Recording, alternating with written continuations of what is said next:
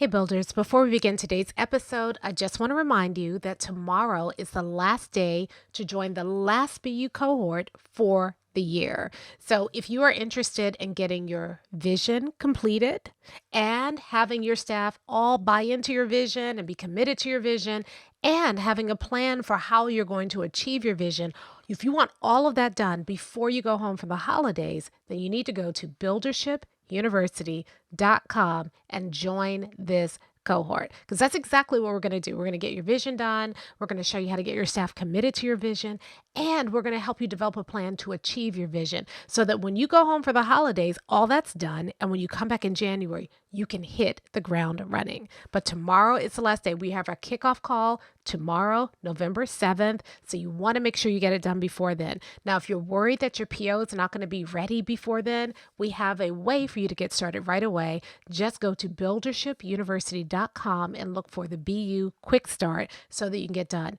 If you need any help with anything, give us a call at the office at 1-888-565-8881. All right, now on with the show. You're listening to the School Leadership Reimagined podcast, episode 285. How do builders like us make a dramatic difference in the lives of our students in spite of all the obstacles we face? How do you keep your vision for your school from being held hostage by resistant teachers, uncooperative parents, ridiculous district policies, or a lack of time, money, or resources? If you're facing those challenges right now, here's where you'll find the answers, strategies, and actionable tips you need to overcome any obstacle you face. You don't have to wait to make a difference in the lives of the people you serve. You can turn your school into a success story right now with the people and resources you already have. Let's get started. Hey builders, welcome to another episode of the School Leadership Reimagined podcast. I'm your host, Robyn Jackson, and today I want to ask you a question. Have you ever been doing your work and you felt like, really, is this all there is? Have you ever been doing the work and wondered if maybe this was the right work for you, or maybe are you the right person for the work? Have you ever had this feeling that there's something more? There's something missing from the work. Now, I know we are not supposed to say that aloud, but it's just you and me talking here. So if you've ever felt that way, or if you know someone who's felt that way, then today's episode is for you. And to be honest, it started with a couple of things. So first of all, I lurk in a lot of the principal groups. That sounds so sinister, lurk, but I read, some things. Sometimes it gets a little messy in those groups for me. So, I pop in and out. But anyway, I was in a principals group on Facebook, and in the last couple of weeks, I've seen more and more people posting this very question. They're doing it anonymously, but they're saying, I've been in this work for a while, and I'm just starting to wonder if this really is all there is. And it comes from this thing where people fought hard to become administrators. They finally get the job, and once they're in the job, they wonder, wow, I worked so hard to get here, but it doesn't feel the way I thought it would feel when I got here. Is this really all there is? So that's the first thing that happened. Second thing that happened inside of office hours. So for those of you who don't know, inside of Buildership University, we have every single week we get together for office hours. It's me, it's the folks inside of BU, and it's a confidential, safe space for people to talk. So I'm not going to talk specifically about what somebody brought up in office hours, but I was listening to a couple of principals, so a couple of principals talking about some things. One was celebrating some wins, but even though the person was celebrating some really big wins, the person was just kind of wondering, like, okay, I'm winning in all these areas, but it just, I don't know, it doesn't feel like it's, I still don't know that I'm fully fulfilled. I'm happy about the wins, but and I feel guilty for feeling this way because I am having these great results, but I don't know. Is this really it? Is this all there is? Another person was just starting the process and was saying that one of the reasons that they even came to BU to begin with was because they were doing the work and they had what would be considered a decent, good school, but they just, I don't know, that even though they're being rewarded for doing a great job, is this really all there is? So I'm seeing this trend in how people are talking about it. I think more and more people are struggling with this idea, but again, we feel guilty about saying it because we have an administrative role. A lot of people would love to be in our shoes. We worked hard to get there. We're told from everybody in our district and everybody around us that, like in the Devil Wears Prada, a million girls would kill for your job. Like you've hit it. You're at the pinnacle, and you have this amazing position, and it feels almost ungrateful to wonder, is this really all there is? Um, we we are usually hard workers. We don't want to complain, and so it sounds like we're complaining when we're not. We're not unhappy in the role. It's just that we there's something more that we want from the role, and so we don't say it aloud because it feels ungrateful or it feels kind of whiny. And it's even worse if you have a school that's doing pretty well, because what do you have to complain about? Your school is doing great. There's schools that are falling apart every single day. And you're doing a good job. So why are you so dissatisfied? We beat ourselves up for feeling this way. And so I want to provide a safe space today on today's podcast for us to talk about it, for us to say the stuff that maybe we aren't comfortable saying aloud. And I also want to pull back the curtain or pull back the covers, which metaphor am I trying to use here, on why we feel that way. There's a mythology. In fact, there are two big things that I think that we were taught as leaders, that's a part of the leadership paradigm that make us feel this way. And so I want to just talk about those things, expose them for what they are, the myths that they are, so that you can get them out the way and really focus on finding true fulfillment in this work. And again, you probably are on some ways very fulfilled with the work. But if you've ever felt like, is this it? Then today is for you. All right, so there are really two things that lead to that feeling. One is a myth that we have about the role itself, the job, the work. And the other one is a myth that we have about our role, our who we are, and the role that we play in the work. So I'm going to tackle both of these myths today because both of them I think are insidious in eroding at our confidence. And so let's tackle them. Let's get them out the way so that we can stop feeling this way. So the first is about the work. When I first became an administrator, there was a assistant superintendent. He was outgoing, and he took it upon himself to give me some advice. He said, young lady, in this work, if you just worry about the 5 B's, you'll be okay.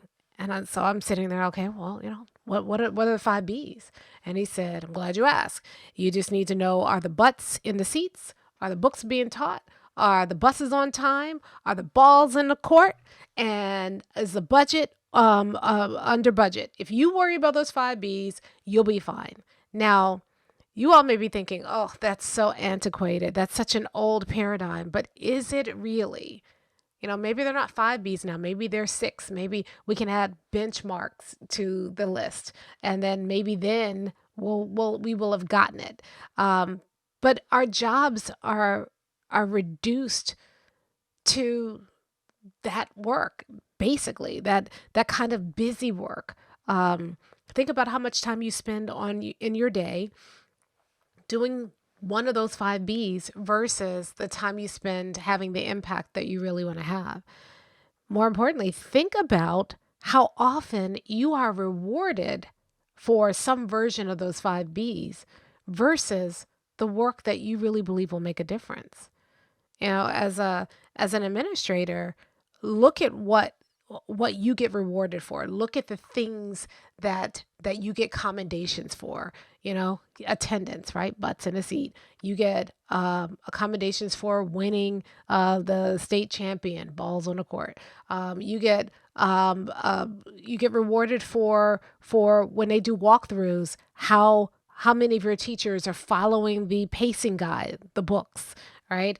You get rewarded for coming in under budget. You get rewarded for not having any incidents on the bus and making sure, and the buses, can extend to your discipline data, right? So you're getting rewarded for that as if that is the work.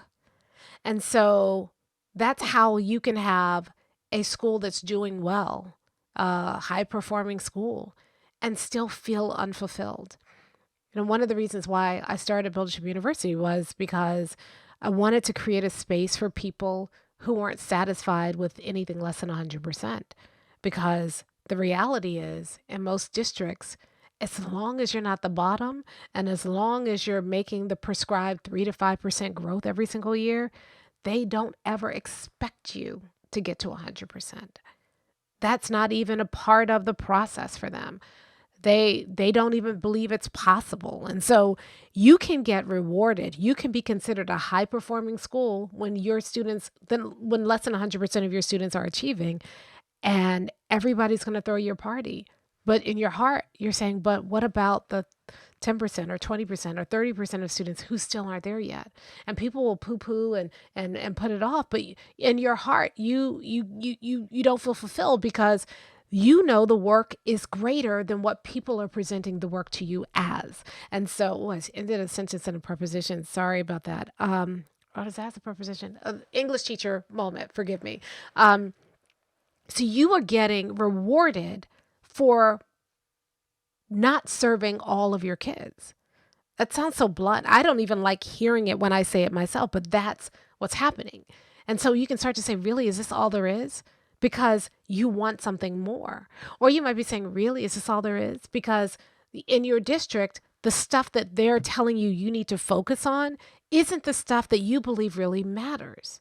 Or you might be feeling, really, is this all there is? Because the mythology of leadership says that as long as the stuff is taken care of, you've done your job. When you feel like there's something bigger that you were called to do, and yet there's no space, there's no conversation, there's no expectation that you do anything bigger than just manage. And if that's you, if that's how you're feeling, then welcome. You're in the right space because builders recognize that and then they do something about it. A lot of times I've talked to builders who have said, I was in my school and I had a decent school and but I couldn't move it beyond good. And I was starting to wonder if I was even cut out to be a principal or if I was in the right space. It's not you. That's the mythology around the work. If you feel that way, it's because you're in an environment that is telling you that this is all that it is, that there is. This is the work, when the work is so much bigger than that.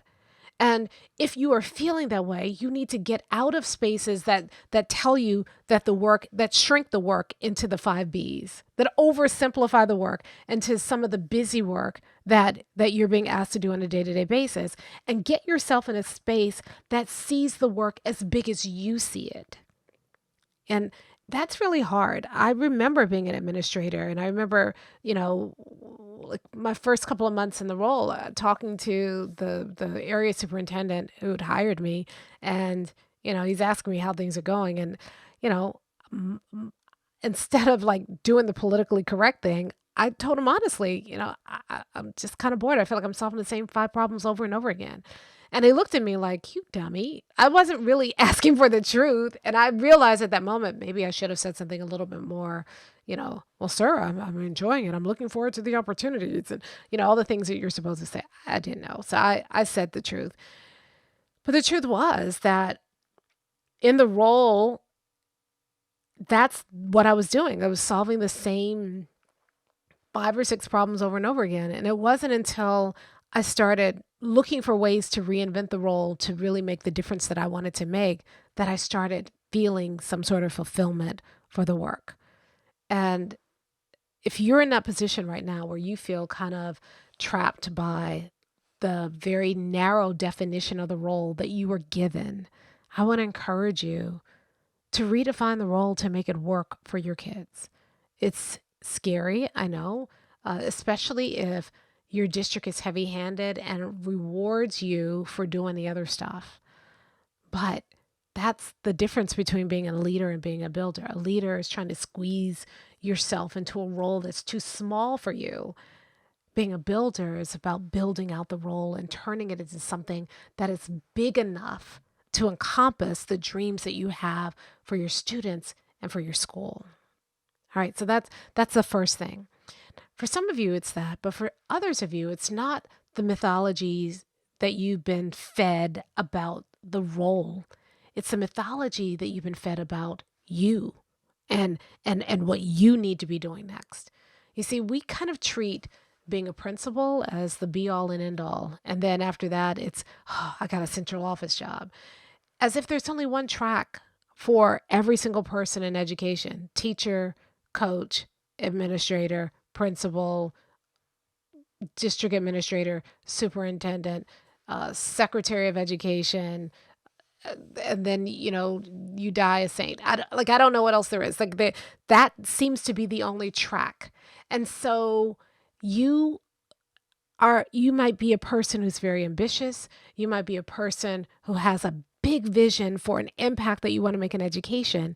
And then you are fed the myth that the only way that you can do that is by following the prescribed track for the job, the career track. And so some of you, what you're feeling is like, is this all there is? Is that you've been fighting for the next role and the next step and the next rung on the ladder on a track that isn't the track you should be on to begin with. That certainly was the case for me. Now, for some of you, that is your specific track. That's what you should be doing. I have friends who came through my admin training with me, and I looked at them and I said, you're going to be a superintendent one day. I can see it. They were perfectly cut out for that. There are others who, started the I have a really good friend. I love and admire her so much for this because she started the administrative track and realized this isn't the impact that she wanted to have. This isn't the lifestyle she wanted. This wasn't the role that was right for her.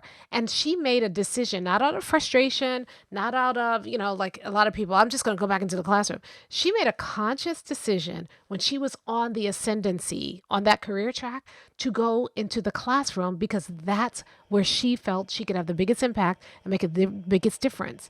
She made that decision on her own. I love and admire her so much for that, because she rejected the mythology that there was only one track. She realized this wasn't she was a great administrator and was in the queue for becoming a principal and would have moved to a central office very quickly. She had the talent, she had the skill, but it wasn't the right thing for her. She made that decision. She rejected the mythology and realized that you can have an impact in a lot of different ways. And she chose what was right for her. I wish more of us did that. I got pushed until, I reached the breaking point and resigned. I see other people getting pushed. Well, I have to be a this and I really want to be a this. And, I see people right now who are aspiring administrators and they want with all their heart to be an administrator without having an understanding of the work and really thinking about what is the impact that I want to have? Who am I? What is my destiny? Destiny sounds like so woo-woo, so maybe not destiny, but what is the impact that I want to have? Instead, they've just blindly been told the only way you can have the big impact is you go from teacher to administrator to central office. Well, that might not be your role. So some people are asking, is this all there is? Because you spent so much time pursuing a role that you don't even want. And then when you get there and you finally, king me, I am now the principal of the school, you realize you didn't ever want to be a principal. That wasn't the thing for you. Now, here's where this gets insidious. I was talking to someone about this just recently. There's a book called The Big Leap. It's been on the book list, one of our summer reading lists. And the chapter that spoke the most to me was a chapter that talks about what they call your zone of excellence versus your zone of genius. Your zone of genius is where you are doing work that is perfectly suited to your gifts, your talents, your aspirations, your dreams. And it's where you can have the biggest impact. And what he says, and the thing that struck me, is that most of us are not operating in our zone of genius. And he talks about some of the other zones, and I won't go through it. I've done a whole podcast on it. I'll link to it in the show notes. But he talks specifically about what he calls the zone of excellence. And that's where you are really good at what you do. You are rewarded for what you do, but you're not fulfilled in what you do. Usually, what happens in the zone of excellence is that everybody else is being served by your gifts and talents, but you feel unfulfilled. And a lot of us, because we believe in this mythology about one track to being successful in education, we are operating in our zone of excellence. From the outside looking in, you're doing great. From the outside looking in, you're hitting milestone after milestone, achievement after achievement. From the outside looking in, it seems like you are doing a fantastic job and everybody else is benefiting from your gifts. But at the end of the day, you don't feel fulfilled. I know what that feels like. I've been there. And if that's you, I want you to be brave enough to recognize it and step out of your zone of excellence. Because if you're serving everybody else, but you are going unfulfilled, then you basically are sacrificing the not only your own happiness, but the impact that you really could be having if you get out of the trap of the zone of excellence and truly find your zone of genius. So if you're feeling like, is this really all there is? And you feel like there should be more, ask yourself, is it because there's more that you want to do in your current role? And because people have shrunk down the role of being an administrator so much so that there's no space in the role anymore for you to do the thing that you want to do. And if so, as a builder, you build expansion. You create that space. You don't have to do the role the way they tell you to. I don't care what they say. You don't have to do it that way. You can do the role because here's the thing. If you make the impact that you could make in that role, if you just expanded the role, people leave you alone, right? So they're the reason they shrunk the role to the point where you just feel like claustrophobic, it's because they're worried that if they don't do that, they're not going to get the results. If you get the results by expanding the role, people leave you alone. So be a builder. Build the expansion into your current role so that you can do the thing you want to do. But if you are feeling like, is this all there is? Because no matter how expanded the role is and no matter how successful you are in the role, you feel like everybody else is benefiting, but you don't feel fulfilled. You don't feel like that sense of purpose it's not the role, it's you. You're in the wrong role. You're in a zone of excellence and you need another role. And so then you need to figure out what is your zone of genius and then find a role that matches your zone of genius. Either way, here's the thing I want you to know. You are not trapped. You always have options. And those options might be stay in your current role, but do that role the way you know you should be doing it. Your option might be, this isn't the right role for me. Even though I'm successful in the role, it's not the right role for me, and I really need to find my zone of genius. Either way, you always have options. And for those of you who are in your current role and you're happy, this is still important because at any moment, these myths will sneak up on you and can take a role you're perfectly happy with and that's you're perfectly suited for and turn it into something else. You have to guard against that so that you can have the impact that you were meant to have. I believe so much in the potential of people, right? That's why I became a teacher. But it didn't stop when I just looked at kids. I believe in the adults too. I think that there's so much more that we're capable of. We got to get rid of the garbage that we believe about leadership. You have options. People come to me all the time. Well, my district, you always have options. And the more that you begin to realize that, the less you feel like you're stuck, the less you feel like there should be more, because you're right. There should be more. Is this all there is? No, it's not. But the person who determines whether or not that's all there is, it's not the district or the person defining your role, or it's not your bank account. I need this job because if I don't have this job, I can't feed my family. It's not your own idea of ambition and the career ladder that you've been sold. It's none of that. The only person who determines whether or not whether or not this is all there is you. So my goal today is to, really destroy the myth of leadership that says the role has to be a certain way or you can only be in a certain kind of role in order to find fulfillment and be successful. And encourage you to break free of other people's very small ideas about what the role means or about what you are capable of doing, and recognize that there's so much more available if you stop thinking like a leader and start thinking like a builder. I'll talk to you next time. Hey, if you're ready to get started being a builder right away, then I want to invite you to join us at Buildership University. It's our exclusive online community for builders just like you, where you'll be able to get the exact training that you need to turn your school into a success story right now with the people and resources you already have. Inside, you'll find our best online courses, live trainings with me, tons of resources, templates, and exemplars, and monthly live office hours with me, where you can ask me anything and get my help on whatever challenge you're facing right now. If you're tired of hitting obstacle after obstacle and you're sick of tiny little incremental gains each year, if you're ready to make a dramatic difference in your school right now, then you need to join Buildership University. Just go to buildershipuniversity.com and get started writing your school success story today.